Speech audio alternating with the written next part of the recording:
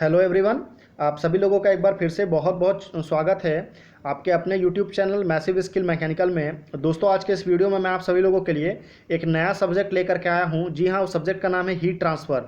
Heat transfer से भी आपको ज़्यादा क्वेश्चन नहीं मिलेंगे एग्जाम में, एनएमडीसी के एग्जाम में, पर आपको उम्मीद है कि 2 से 3 क्वेश्चन तो आपको पक्का मिलने वाला है हीट ट्रांसफ़र से। तो अब क्या होता है कि जो सब्जेक्ट बहुत छोटा होता है उस पर बहुत कम ध्यान देते हैं और अक्सर ये 2-3 मार्क्स ही हमको एग्जाम में काफ़ी ज़्यादा अफेक्ट कर जाता है। तो इसलिए मैं आज के इस वीडियो में मैं आपसे हीट ट्रांसफ़र के इंपॉर्टेंट टॉप 20 ऑब्जेक्टिव क्वेश्चन और आंसर डिस्कस करूंगा। और अगर आपको इस वीडियो का फ्री में पीडीएफ चाहिए तो उसके लिए आप हमारे टेलीग्राम ग्रुप को ज्वाइन कर सकते हैं। उसका लिंक आपको इसी वीडियो के डिस्क्रिप्शन बॉक्स में मिल जाएगा। तो हमारा पहला क्वेश्चन है कि thermal conductivity of solid metal with rise in temperature normally increase, decrease, remains constant या मे इंक्रीज और डिक्रीज डिपेंड ऑन टेम्परेचर। तो देखिए, थर्मल कंडक्टिविटी जो है ना, मैं आपको तीनों के केसेस में बताता हूँ।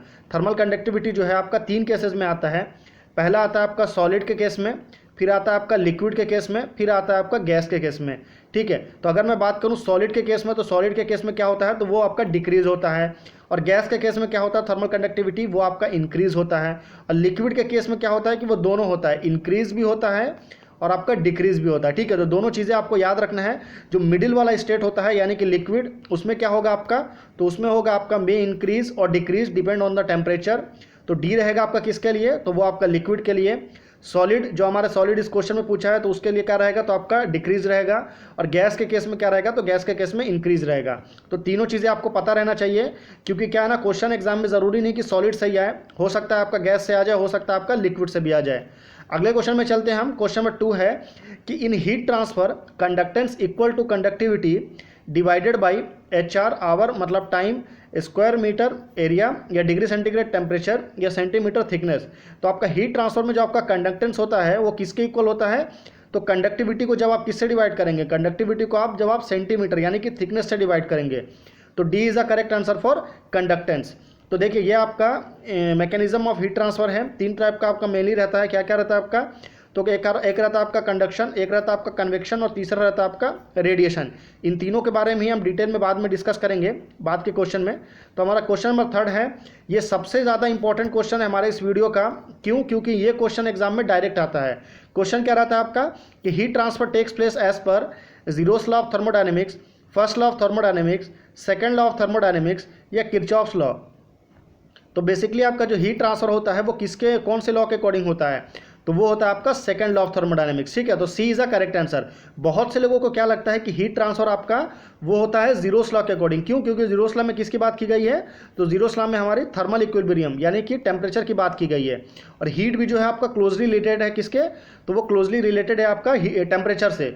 पर ऐसा नहीं है, थर्मल इक्विलिब्रियम या आपका जीरोस लॉ जो है इसका करेक्ट आंसर नहीं है। हीट ट्रांसफर जो होता है किसके अकॉर्डिंग, तो वो आपका सेकंड लॉ के अकॉर्डिंग होता है। अगले क्वेश्चन में चलते हैं हम। क्वेश्चन नंबर 4 है कि thermal conductivity of non metallic amorphous solid with decrease in temperature increase, decrease, remains constant या मे इंक्रीज और डिक्रीज डिपेंड ऑन टेम्परेचर। तो देखिए, थर्मल कंडक्टिविटी यहाँ पे क्या बोला है आपका, नॉन मेटेलिक एमोरफस सॉलिड में। तो नॉन एमोरफिक जो आपका सॉलिड में, मैं पहले ही बता चुका हूँ आपको, सॉलिड में क्या होगा, तो सॉलिड में आपका डिक्रीज होगा। और ऑलरेडी यहाँ पे टेम्परेचर भी डिक्रीज कर रहा है, तो और डिक्रीज हो जाएगा, मतलब b is a correct answer. आपको बस ध्यान रखना है यहाँ पे जो थर्मल कंडक्टिविटी जब भी पूछेगा तो आपको यहाँ पे या तो सॉलिड देगा या लिक्विड देगा या गैस देगा। अगले क्वेश्चन में चलते हैं हम। क्वेश्चन नंबर 5 है कि the insulation ability of an insulator with the presence of moisture would increase, decrease, remains unaffected या मे इंक्रीज और decrease depend on temperature and thickness of insulation. तो जो आपका इंसुलेशन एबिलिटी होता है किसी भी इंसुलेटर का, तो उसमें जब कभी भी आपका मॉइस्चर प्रेजेंस हो जाता है तो मॉइस्चर क्या करता है, उसके इंसुलेशन को वो काफ़ी ज़्यादा अफेक्ट करता है, तो उसकी इंसुलेशन एबिलिटी जो है वो कम हो जाती है। तो b is a correct answer. Question number 6 में चलते हैं। क्वेश्चन नंबर 6 क्या है हमारा कि depending on the radiation property A white body will be white when, यहाँ पे आप गलती क्या हो गई है, रुकिए मैं बताता हूँ आपको। एक आपका अल्फ़ा लेना है, एक आपका बीटा लेना है और एक आपका गैमा लेना है। ठीक है, तो यहाँ पे हम उसको ले नहीं पाए हैं, तो मैं उसके लिए माफ़ी चाहूँगा आपसे। ठीक है, अल्फ़ा बीटा और आपका डेल्टा रहता है, भूल रहा हूँ। पर आप एक चीज़ बस इसमें ध्यान रखिए, मैं आपको सीधा सीधा बता देता हूँ कि जो आपका वाइट बॉडी रहता है ना, वाइट बॉडी वो बॉडी होता है जो कि आपका जो एब्जॉर्ब कर ले वो रहता है आपका ब्लैक बॉडी। जो भी आपका रेडिएशन को एब्जॉर्ब कर ले वो होगा ब्लैक बॉडी, और जो भी जो आपका रेडिएशन रहता है उसको अगर वो रिफ्लेक्ट कर दे, ठीक है, क्या कर दे, रिफ्लेक्ट कर दे। अगर वो रिफ्लेक्ट कर दे रहा है तो वो क्या रहेगा, तो वो आपका वाइट बॉडी रहेगा। तो आप एक बार ऑप्शन को ध्यान से देखेंगे, या हमारा ऑप्शन गलत लिखा है तो आप समझ जाएंगे। अगले क्वेश्चन में चलते हैं हम। क्वेश्चन नंबर 7 है कि which of the following in case of steady state heat transfer, यानी कि स्टेडी स्टेट हीट ट्रांसफर के केस में कौन सा करेक्ट है, IC engine, air preheater, heating of building in water, या नन ऑफ द अबव।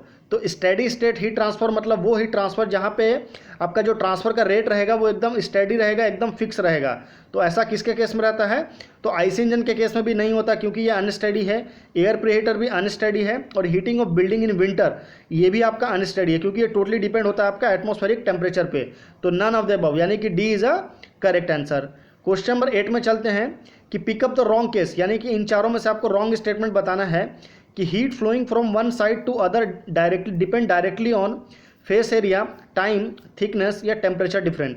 तो देखिए कोई भी हीट जो आपका फ्लो होता है ना एक साइड से दूसरे साइड में, तो वो बेसिकली आपका किस पे डिपेंड नहीं करता है, रॉन्ग केस बताना है। फेस एरिया, जितना बड़ा एरिया होगा उतना उसको उतना ज़्यादा टाइम लगेगा, टाइम बिल्कुल ज़्यादा टाइम देंगे तो वो ज़्यादा आपका रेडिएशन इफेक्ट होगा। टेम्परेचर डिफरेंस, ये तो बहुत ही ज़्यादा, सबसे ज़्यादा टेम्परेचर डिफरेंस का डिपेंड करता है क्योंकि ये टेम्परेचर डिफरेंस मतलब क्या होता है आपका हायर टू लोअर या आपका लोअर टू हायर, ऐसा आपका फ्लो होगा। तो आपका थिकनेस का कोई रोल नहीं रहता है। तो C is the correct answer for this question. Question number 9 में चलते हैं कि थर्मल कंडक्टिविटी ऑफ एयर। देखिए अगर आप हीट ट्रांसफर पढ़ रहे हैं तो आपको थर्मल कंडक्टिविटी से एक क्वेश्चन एग्जाम में आने के पूरे चांस हैं। तो देखिए थर्मल कंडक्टिविटी ऑफ एयर के लिए मैं पहले बता चुका हूँ, एयर में आपका इंक्रीज होगा, सॉलिड में आपका डिक्रीज होगा, और लिक्विड में आपका इंक्रीज और डिक्रीज दोनों हो सकता है। तो A is the correct answer for this question. अगले क्वेश्चन में चलते हैं हम। क्वेश्चन नंबर 10 है कि in heat exchanger degree of approach is defined as the difference between temperature of cold water inlet and outlet, hot medium inlet and outlet, hot medium outlet and cold water inlet, या hot medium outlet and cold water outlet. तो देखिए कोई भी heat exchanger जो होता है उसमें जो आपका डिग्री ऑफ अप्रोच होगा वो क्या होगा, तो वो आपका डिफरेंस होगा। किसके बीच में डिफरेंस होगा, तो वो डिफरेंस होगा आपका हॉट मीडियम आउटलेट से माइनस कोल्ड वाटर। डिफरेंस मतलब आपका माइनस कोल्ड वाटर आउटलेट, तो ये बेसिकली आउटलेट माइनस आउटलेट रहता है। अगले क्वेश्चन में चलते हैं हम। क्वेश्चन नंबर 11 है, काफ़ी इंपॉर्टेंट है कि value of Prandtl number for air. ये आपको डायरेक्ट याद करना पड़ेगा, इसका कुछ भी शॉर्ट ट्रिक नहीं है, कुछ भी समझ नहीं सकते हम इसको। तो वैल्यू ऑफ प्रांडल्ट नंबर क्या होगा, 0.1, 0.3, 0.7, 1.7। तो value of Prandtl number for air, ठीक है, फॉर लिक्विड अलग होगा, फॉर गैस अलग होगा, फॉर एयर जो है वो रहता है आपका 0.7। तो C is a correct answer. Question number 12 है कि thermal radiation extend over the range of 0.01 to 0.1, 0.1 to 100, 100 to 250, 250 to 1000। तो थर्मल रेडिएशन जो होता है वो किसके ऊपर होता है, तो वो होता है आपका 0.1 टू 100 के ऊपर। तो b is a correct answer. Question number 13 है कि which of the following is the in the case of heat transfer by radiation, यानी कि अगर कभी भी आपका हीट ट्रांसफर जो है वो अगर रेडिएशन के थ्रू हो रहा है तो उस केस में कौन सा स्टेटमेंट आपका सही होगा, ब्लास्ट फर्नेस में, हीटिंग ऑफ बिल्डिंग में, cooling of parts in surface में, या heat receive by person from a fire place. तो जब आपका रेडिएशन होगा वो कहाँ पे होगा, तो रेडिएशन जब होगा जब आपका किसी आप फर्नेस, हॉट फर्नेस के पास में खड़े होंगे आप, यहाँ पे टेम्परेचर आपका काफ़ी हाई रहेगा, तो heat receive from a person from fire place is a correct answer. देखिए बेसिकली रेडिएशन का क्या रोल है, तो एक सन होता है हमारे यूनिवर्स में, इससे रेडिएशन आती है, ऐसे आ रही है, और कुछ रेडिएशन आपका रिफ्लेक्ट होके अंदर आ जाती है, और कुछ रेडिएशन आपका रिटर्न वापस चली जाती है, ठीक है। तो ये बेसिकली सर्कल चलते रहता है। और रेडिएशन में क्या होता है कि यहाँ पे हीट रहता है और जहाँ पे लग रहा है वहाँ पे हीट रहता है, बीच में जो मीडियम रहेगा वो आपका हीट नहीं होता है। क्वेश्चन नंबर 14 है कि in free convection heat transfer Nusselt number is a function of Grashof number and Reynold number, Grashof number and Prandtl number, Prandtl number and Reynold number, या Grashof number, Prandtl number and Reynold number. तो देखिए आपको बस ये याद रखना है कि यहाँ पे किसके बारे में बात कर रहा है। तो यहाँ पे बात क्या कर रहा है कि फ्री कन्वेक्शन हीट ट्रांसफर में नसेल्ट नंबर, तो नसेल्ट नंबर जो है वो किसका फंक्शन होता है, तो वो होता है आपका Grashof number and Prandtl number का। तो b is a correct answer. Question number 15 में चलते हैं कि metals are good conductor of heat because metal जो होता है उसमें से आपका जो कंडक्टिविटी यानी कि इलेक्ट्रिसिटी जो है बहुत ही तेज़ी के साथ और बहुत ही आसानी के साथ पास हो जाती है। उसका रीज़न क्या है, their atoms collide frequently, their atoms are relatively far apart, their contain free electrons, या दे हैव हाई डेंसिटी। तो देखिए उसमें क्या होता है, अगर फार एटॉम, अगर उसका एटॉम जो है एक दूसरे से दूर दूर रहे, मान लीजिए ये आपका मेटल है और इसका इलेक्ट्रॉन जो है काफ़ी दूर दूर रहे, तो उसमें इलेक्ट्रिसिटी आपका फ्लो नहीं हो पाएगा। तो बी नहीं है। फ्री इलेक्ट्रॉन रहेंगे, मतलब ये भी यही फ्री इलेक्ट्रॉन के लिए हो रहा है। दे हैव हाई डेंसिटी, तो ये भी नहीं है। तो मतलब क्या है, their atom collide frequently. Collide का मतलब क्या होता है बेसिकली कि जो आपका एटॉम रहेगा वो एक दूसरे से बिल्कुल ऐसा लगा रहेगा, एकदम टच करके रहेगा।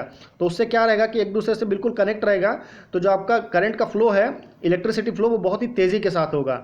अगले क्वेश्चन में चलते हैं हम। क्वेश्चन नंबर 16 है कि heat transfer by radiation mainly depends upon its temperature, nature of the body, kind and extent of its surface, या ऑल ऑफ द अबव। तो हीट ट्रांसफर जो है बाय रेडिएशन जो है वो किस पे डिपेंड करता है, तो वो आपका देखिए उसका टेम्परेचर पे भी डिपेंड करेगा, उसका नेचर ऑफ द बॉडी पे भी करेगा, and kind and extent of its surface पे भी करेगा, और ऑल ऑफ दिस। तो मतलब D is a correct answer.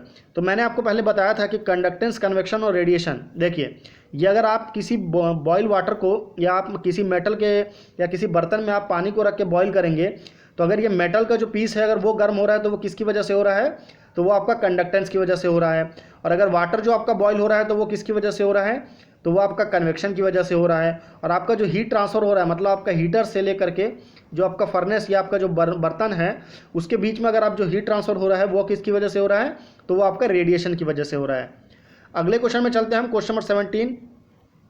ये क्वेश्चन काफ़ी ज़्यादा इंपॉर्टेंट है और काफ़ी कंफ्यूजिंग भी है। बहुत से लोग इस क्वेश्चन को गलत करके आते हैं, क्योंकि ये बेसिकली डेफिनेशन है, इसमें आप कुछ नहीं कर सकते, आपको याद ही करना पड़ेगा। तो the ratio of the energy absorb by the body to total energy falling on it is called absorptive power, emissive power, absorptivity या इमिसिविटी। तो उसका रेशियो को क्या बोलेंगे, तो बेसिकली उसका ratio of energy absorb by body to total energy falling on it is called absorptive power. तो A is a correct answer. Question number 18 में चलते हैं कि total heat is a heat required to, total heat क्या होता है, change vapour into liquid, या change liquid into vapour, या increase the temperature of a liquid और वेपर, या convert water into steam and super heat it. तो total heat जो है बेसिकली वो हीट होता है जो कि आपका वाटर को स्टीम में कन्वर्ट करके उसके बाद उस स्टीम को अगेन वो सुपर हीट कर देता है, ठीक है। तो d is a correct answer. Question number 19 में चलते हैं कि moisture would find its way into insulation by vapour pressure unless it is prevented by high thickness of insulation, high vapour pressure, less thermal conductivity insulator, या vapour seal. तो देखिए moisture जो होता है वो क्या होता है, वो आपका इंसुलेशन को काफ़ी कमज़ोर कर देता है, उसके लिए हमको उसको वेपर को सील करना पड़ता है, मतलब D is a correct answer. तो it is prevented by vapour seal.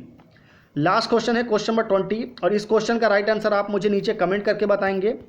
Question थोड़ा टफ है, पर आप थोड़ा अपना दिमाग लगाएंगे तो आप समझ जाएंगे, ठीक है। क्वेश्चन क्या है कि LMTD in case of counter flow heat exchanger as compare to parallel flow heat exchanger is higher, lower, same, ये depend on the area of the heat exchanger. तो 4 ऑप्शन है, राइट आंसर नीचे comment करके बताइए। अगर आपको video पसंद आए तो प्लीज़ हमारे वीडियो को लाइक करिए, शेयर करिए, हमारे चैनल को ज़्यादा से ज़्यादा सब्सक्राइब करिए, ताकि आगे आने वाले इंपॉर्टेंट वीडियोस की नोटिफिकेशन आप बिल्कुल भी मिस ना करें।